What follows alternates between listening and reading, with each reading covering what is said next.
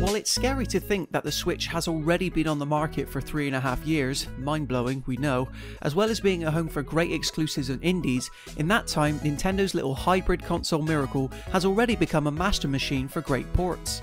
The likes of Doom, The Witcher, and now even Crysis have all arrived in some capacity, proving that the sky indeed appears to be the limit when it comes to possible Nintendo Switch ports.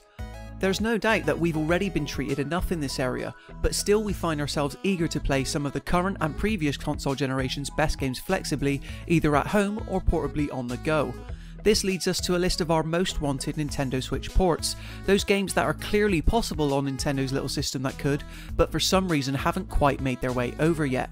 Before we begin, be sure to subscribe to the channel for more fun videos and listicles like this, and as a disclaimer, a general rule of this list is that the games mentioned need to be achievable from a technical perspective. That means nothing too graphically intense from the current generation, sorry Microsoft Flight Simulator, or anything with a complex online infrastructure like GTA Online. We were already pushing our luck wanting The Witcher 3, let's be honest, and we eventually got that. Any of the following most wanted Switch ports would be a nice bonus. I'm Aaron from Console Deals, now let's get into it. We're at war. No one wants to admit it, but humanity is under attack. Kicking off with a Nintendo Switch port that might actually happen relatively soon, at least according to recent rumours, players have been crying out for the ability to take the adventures of Commander Shepard with them anywhere for quite some time. The Mass Effect Trilogy on Switch would represent one of the most enticing value propositions in all of gaming on the platform, with each entry easily netting you upwards of 60 hours a piece to complete, and that's if you only follow the critical path and do nothing else. All three Mass Effect games represent BioWare at their peak RPG development power, with you forging your own Commander Shepard in whatever mold you desire, making decisions and forming relationships that can drastically change the course of the story. This is the definitive example of a sprawling space opera in video game form, and should run rather smoothly on Nintendo Switch without taking too much of a visual hit. Surely it's only a matter of time before EA brings this sci-fi epic to Nintendo's platform. What do you think? Go out there and give them hell. You were born to do this.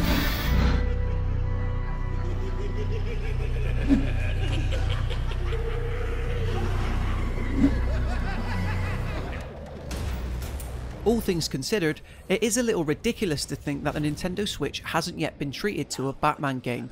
The Arkham series is revered for its expert blend of 3D Metroidvania style of exploration and counter-based combat, both of which would fit perfectly within the Hybrids ecosystem.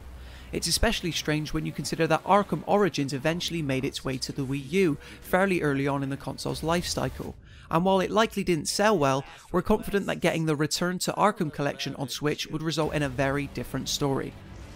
Remastering and compiling the first two Arkham games, Asylum and City, into one neat package, the Return to Arkham collection would absolutely be possible on Nintendo's system, and this would mark the very first time that a game in the series had been made playable on the go, especially if you choose to forget the poorly received Batman Arkham Origins Blackgate on the Nintendo 3DS. 2015's Arkham Knight would likely be too intense to port over without having a drastic visual downgrade, but these two initial games would be an easy win. Give up nicely. You cannot stop me. I rode in a gang. Rockstar is yet to show the Nintendo Switch any real love, which is surprising considering how well the platform is suited to the open world genre. If Breath of the Wild and Assassin's Creed The Rebel Collection, also a port, proved anything, it's that the ability to play, pause and then immediately pick up where you left off later is infinitely ideal and convenient. And while we could have picked any of the PS2 era GTA games for this list, or possibly even GTA 4 from the PS3 and 360, the first Rockstar game we'd love to see get some Switch love is 2010's original Red Dead Redemption. Switch players are no stranger to riding off into the picturesque distance on horseback, and Red Dead Redemption would allow them to do so across the early 20th century Great Frontier. This is actually the sequel story to 2018's critical hit Red Dead Redemption 2, focusing on protagonist John Marston's mission to track down and bring back members of his old outlaw gang. While 2018's effort would be way too graphically demanding to pull off on Nintendo's platform, there's nothing stopping Rockstar from giving its original open-world cowboy adventure a new lease of life on Switch. Time and go after him the less kind way.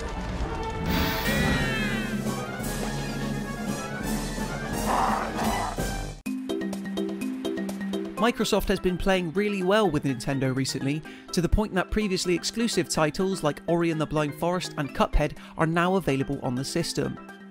One Xbox first-party release that makes the most sense, however, namely because most games included in the collection were previously exclusive to Nintendo systems anyway, is Rare Replay. This serves as a gigantic package including 30 games from the prestigious developer's history, including 8-bit hits like Battletoads, all the way up to polygonal shooters like Perfect Dark. The Switch is, of course, already littered with various retro games from the likes of Sega and Capcom, but getting Rare Replay on the hybrid console would be the ultimate win and absolute best way to solidify Rare's development legacy. There's no doubt that some games included would play better than others, but how crazy is it to think that Banjo-Kazooie is in Smash, yet the duo's own game is yet to appear on the platform? Out of all these games, Rare Replay is more of a case of when, not if.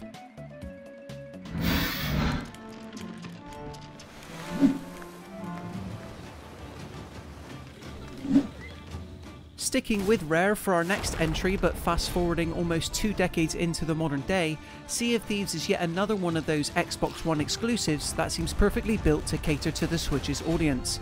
This is a full-on pirate simulator experience that you can share with friends, boarding a boat and taking to the high seas in search of buried treasure. You'll unlock cosmetic items for your custom character and improve as you go, sometimes forming alliances with factions or possibly even going head-to-head.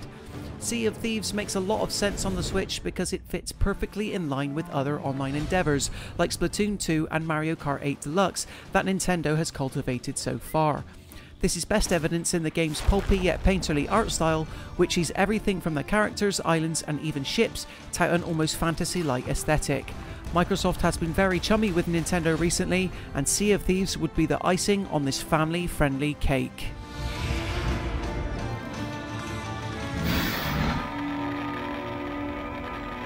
How many times you watched that thing? Guess you really miss her. Don't worry, we're almost there. You'll be able to look her up once we're on board. Moving on to the more mature side of gaming, odds are that if you're a fan of survival horror, you'll have heard of the Dead Space series. You may have even played Dead Space Extraction back in the days of the Wii, which served as a prequel story to the original game that took place entirely on rails.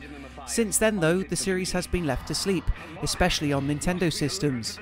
This is a shame considering that Capcom has seen great success in bringing select Resident Evil games over to Switch, laying the foundation neatly for the Dead Space trilogy to be ported over. The core 3 Dead Space games are primarily over-the-shoulder shooters, casting you as ship engineer Isaac Clarke, who soon finds himself swept up in a massive conspiracy involving undead and mutilated space colonists. The series got more action-orientated as it went on, but there's no denying that the first 2 entries are still scarily good by today's standards, and even Dead Space 3 could bring a unique quality to Switch by featuring online co-op.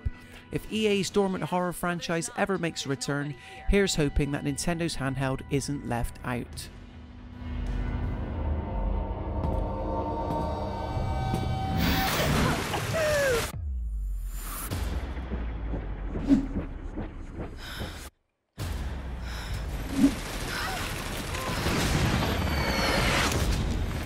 Square Enix's Tomb Raider series came back in a big way in 2013, reformatting the structure and feel of Lara Croft's adventures for the modern age with an all-new approach.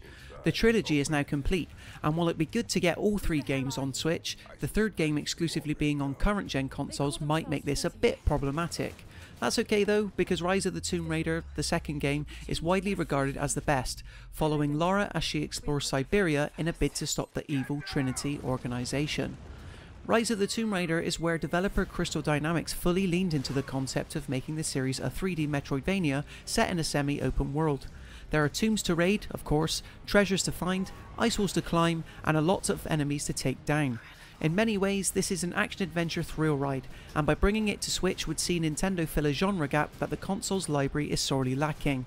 Even if it's just the Xbox 360 version, this would be a great game to have on the go.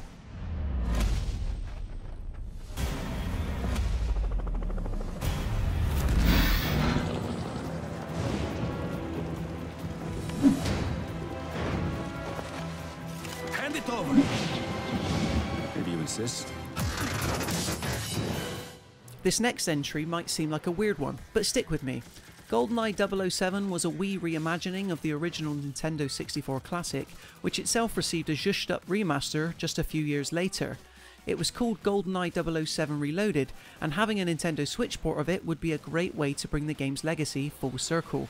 Like it or not, Nintendo and this one movie property are intrinsically tied together, so why not let players on Switch play it in the best version possible? GoldenEye 007 Reloaded was much more focused and well realised than its follow-up, 007 Legends, replacing Pierce Brosnan's Bond with Daniel Craig's version to successfully place this story in a modern context. The result is a tight-feeling first-person shooter that still looks and plays great with some slight stealth elements thrown in. All this means it's no surprise to learn that GoldenEye 007 Reloaded is widely considered to be the definitive James Bond game. Let's get it on Switch!